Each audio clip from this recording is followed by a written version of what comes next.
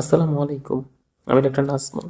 আজকে আপনাদের সাথে গবাদি পশুর খুব একটা কমন রোগ নিয়ে আলোচনা করব। সেটা হচ্ছে অ্যানাপ্লাজমাসিস এবং থেলিডিওসিস।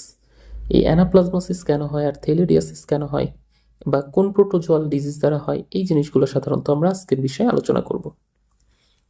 থেলিডিয়াসিস হয় হচ্ছে থেলিডি স্পেসিস দ্বারা, আর অ্যানাপ্লাজমোসিস হয় হচ্ছে অ্যানাপ্লাজমা দ্বারা। মানে এই যে সিস লেখাটা যেটা দেখতেছেন, এটা হচ্ছে ওই রোগের নাম। আর যে জীবাণুটা হয় সেটা হচ্ছে অ্যানাপ্লাজমা বা থেইলেরিয়া, ওইটাকে। এই দুইটাই হচ্ছে এক ধরনের প্রোটোজোয়া। তার মানে এই দুইটা রোগই হচ্ছে প্রোটোজোয়াল ডিজিজ আমরা বলবো।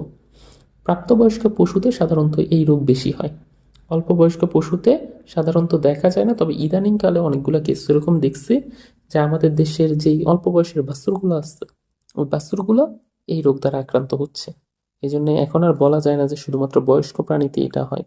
অল্প বয়স্ক প্লাস বয়স্ক দুই ধরনের প্রাণীতেই আমি পাইছি। দ্যাট মিনস আমার অভিজ্ঞতা থেকে আর কি বলতেছি আপনাদেরকে কথাটা। তারপরেও আপনারা বলতে পারেন যে প্রায় সব ঋতুতেই এখন আপনারা দেখবেন যে এই অ্যানাপ্লাজমোসিসের কেস পাওয়া যায়। এর মাঝখান থেকে অক্টোবর মাসটা হচ্ছে সবচেয়ে বেশি সাসপেক্টেবল থাকে, কারণ এই সময়টাই হচ্ছে দেখা যায় যে প্রায়, মানে অন্যান্য সময় যে কটা পাবেন এই সময় তার 3 গুণ পাবেন, এরকম হচ্ছে একটা বলা যায় আর কি। আর ওই যে বেবিসিওসিসের মতো এটাও হচ্ছে আঠালির মাধ্যমে ছড়ায়। এই জন্য অ্যানাপ্লাজমোসিস, বেবিসিওসিস আর থেলিডিওসিস তিনটার বেসিক পার্থক্য বুঝতে হয়, এবং তিনটার ভিতরে কিন্তু খুব ছোট্ট সূক্ষ্ম পার্থক্য আছে। আপনারা যদি বেবিসিওসিসের ওই ভিডিওটা দেখেন, দেখবেন ওইখানে আমি পুরো বিস্তারিত আলোচনা করছি। আজকেরটাইতে অ্যানাপ্লাজমোসিস আর থেলিডিয়া সম্পর্কে বিস্তারিত জানাবো। এখন একদম প্রথমে কি কি লক্ষণ দেখতে পারবেন, বুঝলাম যে কোন ঋতুতে হয়, কোন স্পেসিস দ্বারা হয়, এগুলো জানছি। কিন্তু লক্ষণ কি কি দেখলে আমরা বুঝবো যে এটা থেলিডিয়া না অ্যানাপ্লাজমোসিস হয়েছে? প্রাথমিক অবস্থায় দেখবেন যে ওর বডিতে জ্বর আসবে। বেবিসির ক্ষেত্রেও কিন্তু সিমিলার ছিল, জ্বরটা আস্তে আস্তে বাড়তে থাকে। বাট এই ক্ষেত্রে দেখবেন কি, জ্বরটা হঠাৎ করে বেড়ে গেছে। দুইটার মধ্যে একটা কিন্তু ডিফারেন্সিয়েশন। ওই ক্ষেত্রে জ্বরটা আস্তে আস্তে বাড়বে, আর এই ক্ষেত্রে হঠাৎ করে বেড়ে যাবে। এবং পায়ের যে গিরাগুলো আছে ওই গিরাগুলো সবগুলো ফুলে যাবে, সাথে দুর্বলতা থাকবে, অবসাদগ্রস্ততা থাকবে, এরকম যে আদার সাইন সিমটম আছে এগুলো থাকবে।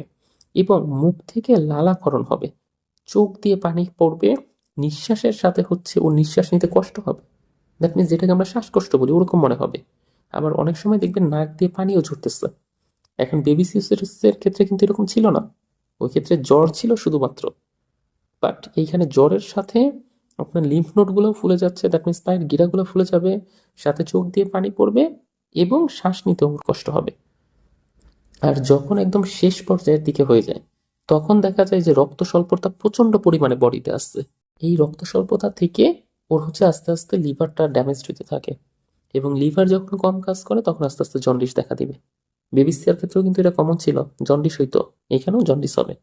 এবং প্রাণীটা ডিহাইড্রেশনের চরম পর্যায়ে ভুগবে। কারণ কি, ওর হচ্ছে ওই যে কম পরিমাণ পানি খাবে, এই জন্য হচ্ছে ডিহাইড্রেশনের সিভিয়ার লেভেলে ভুগে একদমই দেখবেন যে গায়ের চামড়া যেটা আছে উস্কো খুস্কো হয়ে গেছে, একদমই হাড়ের সাথে লেগে যাইতেছে, এরকম একটা কন্ডিশন তৈরি হবে। আর খুব অল্প সময়ের মধ্যে পশুটা হচ্ছে পড়ে যাবে, মানে আরও দাঁড়া হওয়ার মতো যে শক্তিটা থাকার কথা সেটা আর ওর থাকবে না। এখন চিকিৎসা, কি কি চিকিৎসা দিতে পারি আমরা? প্রাইমারি স্টেজে যে অ্যান্টিপ্রোটোজোয়াল ড্রাগগুলো আছে এগুলো আপনি ব্যবহার করতে পারেন।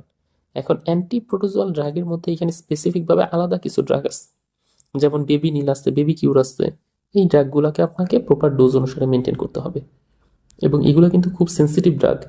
এই জন্য আপনাকে অবশ্যই একজন রেজিস্টার্ড ভেটের সাথে কথা বলে সে আগে এসে দেখবে, ওকে দেখে তারপরে বুঝবে যে এখানে ডোজিংটা কত করবে। নর্মালি হচ্ছে আমরা 1 থেকে 2 মিলি প্রতি 100 কেজির জন্য ব্যবহার করি, কিন্তু স্পেসিফিক ডোজটা উনি ক্যালকুলেট করে দিবে। তাও হচ্ছে পশুর কন্ডিশন দেখে, ইজ ইট 1 মিলি দিব নাকি ইজ ইট 2 মিলি দিব, ডাবল ডোজ নাকি সিঙ্গেল ডোজ, বুঝছেন? কিন্তু একের ডাবল কিন্তু 2। দ্যাট মিনস যখন পশুর কন্ডিশন একদমই ভয়াবহ থাকবে, চরম পর্যায়ে রক্ত শূন্যতা আছে, তখন এখানে 2 মিলি ব্যবহার করতে হবে। আর যদি অল্প থাকে তখন 1 মিলি। তারপর ওই যে বললাম রক্ত শূন্যতা আসছে, রক্ত শূন্যতার মেডিসিন এখানে ইউজ করতে হবে। তারপরে আবার অনেক সময় দেখা যায় যে সেকেন্ডারি ব্যাকটেরিয়াল ইনফেকশন হয়, যেহেতু চোখ দিয়ে পানি পড়ে, মুখে অনেক সময় ক্ষতের মতো তৈরি হইতে পারে, এই জন্য তখন হয়তো বা অ্যান্টিবায়োটিক ব্যবহার করতে পারে। আবার যেহেতু খাওয়াটা বন্ধ হয়ে যায়, এই জন্য হচ্ছে অনেক সময় স্যালাইনও দিই। মানে বিভিন্ন ধরনের ট্রিটমেন্ট প্রোটোকল, বাদ বাকিগুলো হচ্ছে সাপোর্টিভ। তবে মেইন ট্রিটমেন্ট প্রোটোকলের ভিতর থাকে হচ্ছে এই অ্যান্টিপ্রোটোজল ড্রাগ, যেটা হচ্ছে বেবিনিল বা বেবি কিউর, এইটা। আর বাদ বাকি যেগুলো সেগুলো হচ্ছে লক্ষণের উপর ডিপেন্ড করবে যে কী লক্ষণ প্রকাশ পাচ্ছে আর আমি সেখানে কি মেডিসিন ওকে সাজেস্ট করব। এখন প্রতিরোধ কি? প্রতিরোধের ভিতরে আপনি ধরেন যে কমনলি এটা করতে পারেন যাতে আপনার ফার্মে আঠালি না আসে, সেই ব্যাপারটা খেয়াল রাখতে পারেন। ওর গায়ে যেন আঠালি না বসে, আর ফার্মেও যেন আঠালি না থাকে।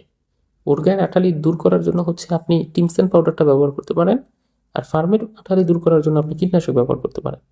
ওগুলো তো কমন সেন্স সিমটম, ওগুলো জানেন। আর সবসময় ফার্মের ভালো একটা বায়োসিকিউরিটি মেনটেন রাখবেন, যাতে করে ফার্মটা পরিষ্কার পরিচ্ছন্ন থাকে এবং এটার মধ্যে কোনো জীবাণু না আসতে পারে। তাহলেই দেখবেন যে আপনার প্রাণীটা সুস্থ থাকতেছে।